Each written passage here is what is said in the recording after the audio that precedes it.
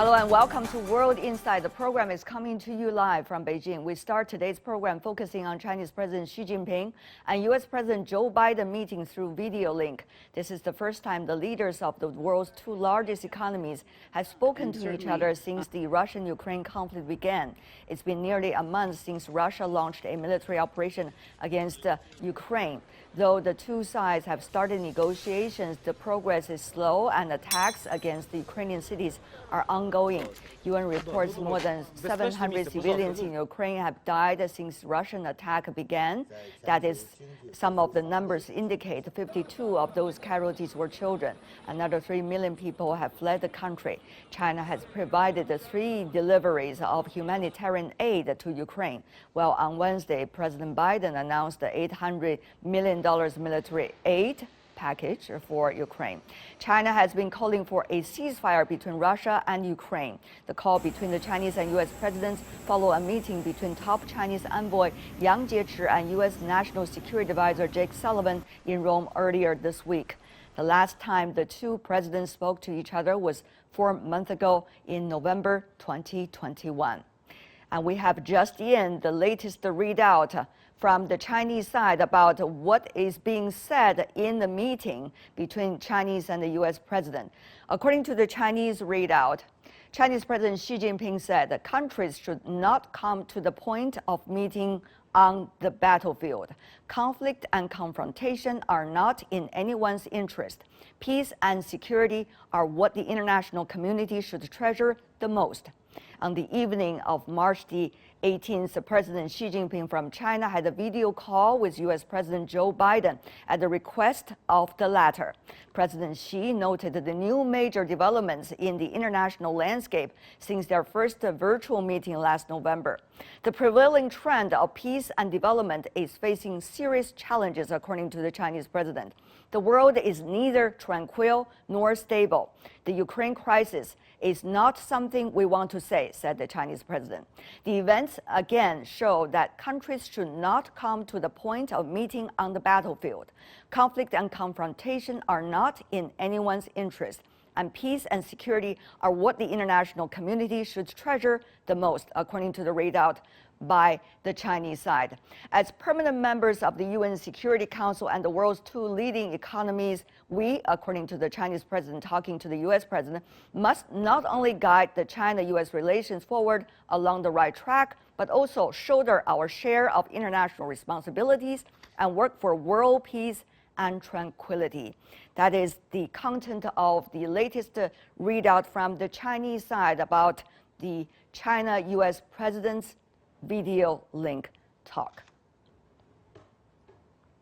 For more on China-U.S. ties, joining us in Maine in the U.S., Susan Thornton, Senior Fellow of the Pao Tsai China Center of Yale Law School. Good to see you.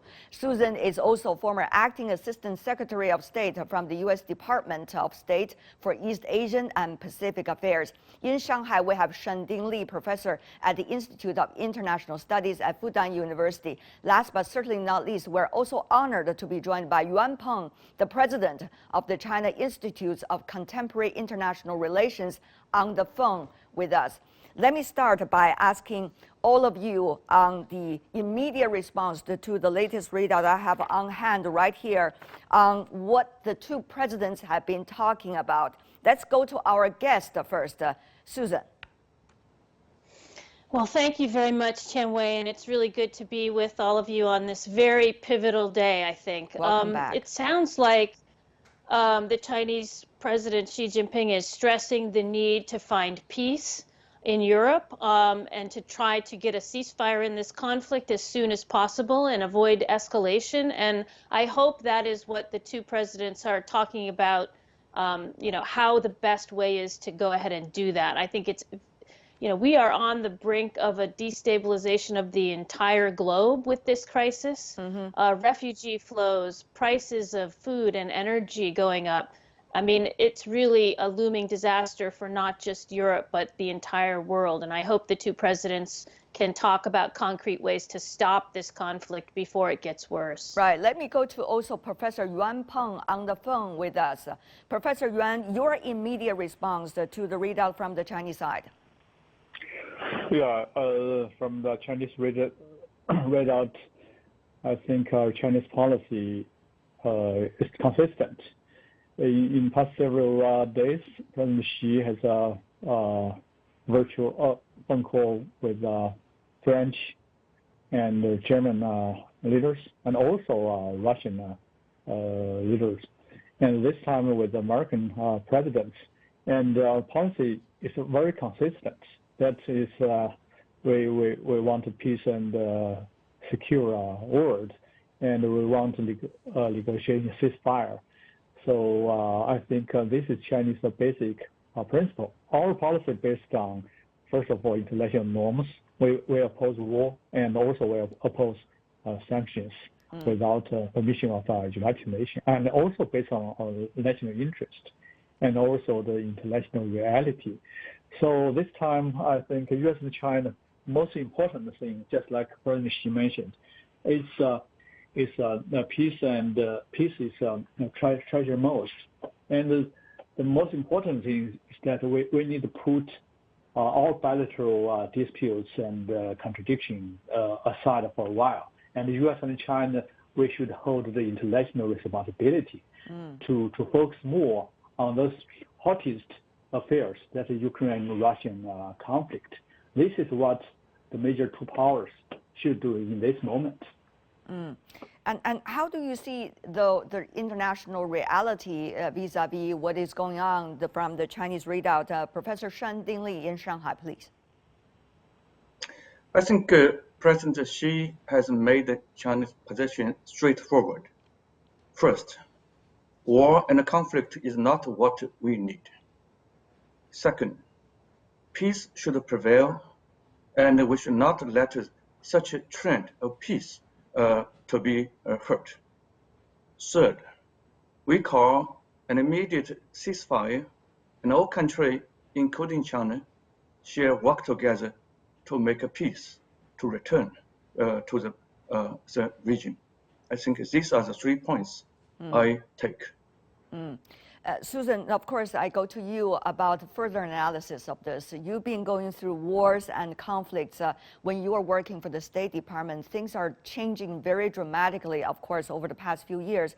Now, this meeting has been requested or first brought out by the U.S. side. How do you see the timing of this? And will China and the U.S. be able to put aside the differences and really focusing on the urgency of the issue right now the world is facing? Well, that's a very good question, Tianwei. I think this meeting was actually something that was long in the works. I mean, we saw the travel by Jake Sullivan, the National Security Advisor, to Rome to meet his counterpart Yang Jiechi earlier this week to prepare this meeting. And this is really a follow-up to the video meeting that the two presidents had in November, which, you know, we all think, I think, is a necessary thing to have these two leaders communicating frequently, at least by video. And I think that, you know, whether we can put aside the differences up to now, I'm not sure. I'm sure they're talking about some of those bilateral differences as well. But I think this is an opportunity for the two leaders to work together on something that's fundamentally important to both countries' interests and to actually the interests of all the countries in the world to try to bring about this ceasefire. I don't think it'll be very easy to get that ceasefire, so it will take a lot of efforts from a lot of sides to do so. Professor Yuan Peng from China, now we know that the Russia-Ukraine issue is not just a military conflict between two countries, but also having tremendous impact on peace, stability, you know, food security of the world, the energy security of the world, not to mention the next year. Professor Yuan, how do you see, as the two members of the Security Council, P5 namely, how China and U.S. should shoulder this responsibility, but what is the format of shouldering this responsibility for both of them? First of all, I think the United States should learn some lessons in the past several years.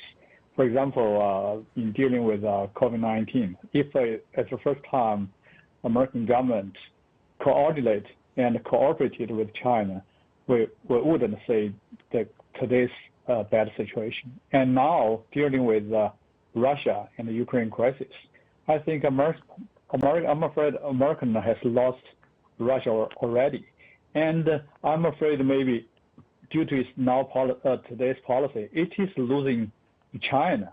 So if America loses both Russia and China simultaneously, it should be a very big strategic failure. So if that's the lesson to be learned by the United States, I think this is a good test today. That how can we put aside our differences and disputes aside, and now we coordinate and cooperate in dealing with the urgent crisis first. This is the 50th anniversary of Nixon's visit to Shanghai communique, the big experiences we learned in past 50 years. Yeah. I think we need to seize this very good opportunity to show U.S. and China can cooperate. Okay. Now, Susan, I want to come back to you, Ms. Thornton. Since Professor Yuan talked about who lost Russia and whether China will be lost by the United States, reminds me of an interesting debate going on in the United States right after the PRC was founded about who lost to China. And now we are at a very critical juncture right now. International issues, bilateral issues. Ms. Thornton, how do you see this issue that brought up by Professor Yuan, who lost China? Will U.S. lose China?